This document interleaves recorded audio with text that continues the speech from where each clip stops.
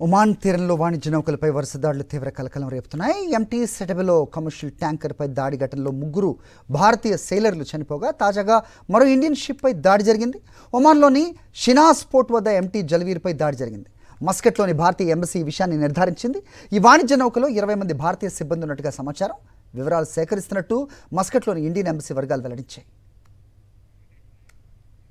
ఇదే అంశానికి సంబంధించి పూర్తి డీటెయిల్స్ మా ప్రతినిధి వెంకటేష్ అడిగి తెలుసుకుందాం. వెంకటేష్, ఏం జరుగుతోంది?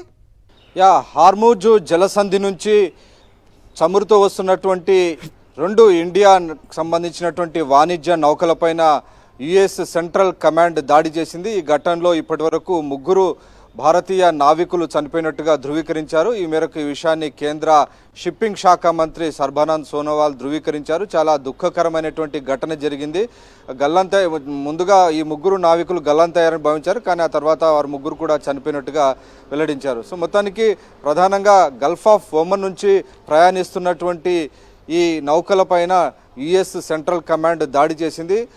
తమకు సంబంధించినటువంటి విమానాల నుంచి నేరుగా వీటిపైన వార్ హెడ్స్ ఉపయోగించి దాడి చేయడంతో ఆ నౌకలన్నీ కూడా తగలబడుతున్నటువంటి పరిస్థితి మనం చూస్తున్నాం.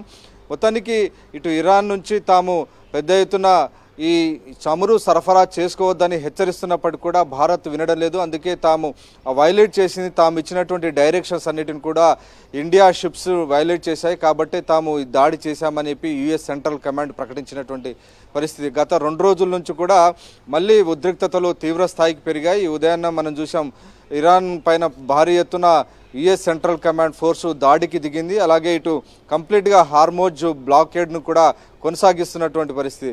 సో మనం ఈ 2 దేశాలతో మాట్లాడి కొంత సామరస్యపూర్వకంగా ఇండియాకు సంబంధించినటువంటి షిప్స్ను రప్పించేటువంటి ప్రయత్నం కొనసాగిస్తూ ఉన్నాం.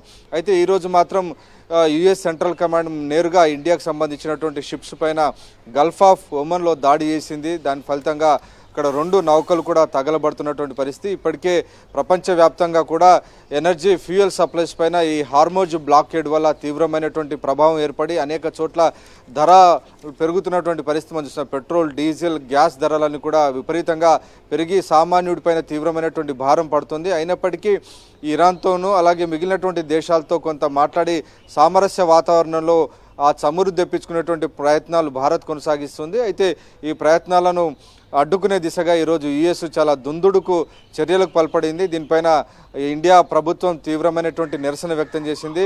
అమెరికాకు సంబంధించినటువంటి రాయబార్య కార్యాలయం ప్రతినిధిని వెంటనే సమ్మన్ చేసింది. సమ్మన్ చేసి తమ నిరసనను ఇండియా తెలిపింది. వెంటనే ఈ డీఎస్కలేట్ చేయాల్సినటువంటి అవసరం ఉంది. హార్మోజ్ బ్లాకేడ్ను కంప్లీట్గా వాటిని పక్కన పెట్టాలి. బ్లాకేడ్ పక్కన పెట్టి నౌకలన్నీ కూడా క్లియర్గా వాటికి సంబంధించినటువంటి ట్రావెల్ చేసేందుకు అవసరమైనటువంటి మార్గాన్ని సుగమం చేయాలని ఇండియా స్పష్టం చేసింది. కానీ మనం చూస్తున్నాం, గత 3-4 నెలల నుంచి ఫిబ్రవరి 28వ తేదీ నుంచి కూడా ఈ హార్మోజ్ వైపు వస్తున్నటువంటి నౌకలన్నీ కూడా తీవ్రమైనటువంటి ఇబ్బందులు ఎదుర్కొంటున్నాయి.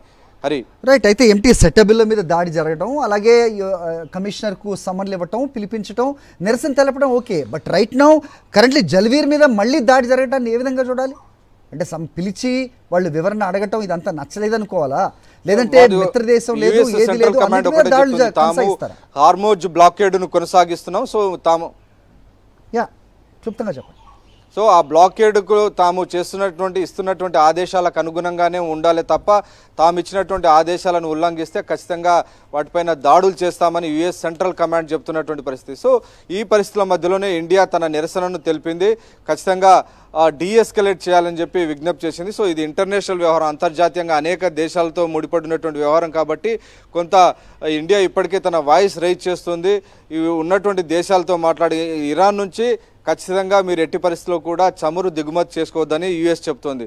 సో ప్రస్తుతం ఈ 2 దేశాల మధ్య, యుఎస్ ఇరాన్ మధ్య జరగాల్సినటువంటి ఒప్పందం చివరి నిమిషంలో పక్కన పడేసింది. సో తాము చెప్తున్నటువంటి టర్మ్స్ అండ్ కండిషన్స్కు ఇరాన్ కట్టుబడి ఉండాలి, లేదంటే ఖచ్చితంగా ఆ దేశం పైన తిరిగి దాడులు చేస్తామని ట్రంప్ చెప్తున్నటువంటి పరిస్థితి. సో ట్రంప్ చేస్తున్నటువంటి ఈ ఏకీకృత నియంతృత్వ విధానాల కారణంగా ఈ రకమైనటువంటి పరిస్థితి తలెత్తింది. ఓకే వెంకటేష్. మరిన్ని అప్డేట్స్ కోసం ఛానల్ను సబ్స్క్రైబ్ చేయండి. నోటిఫికేషన్స్ కోసం బెల్ ఐకాన్ పై క్లిక్ చేయండి.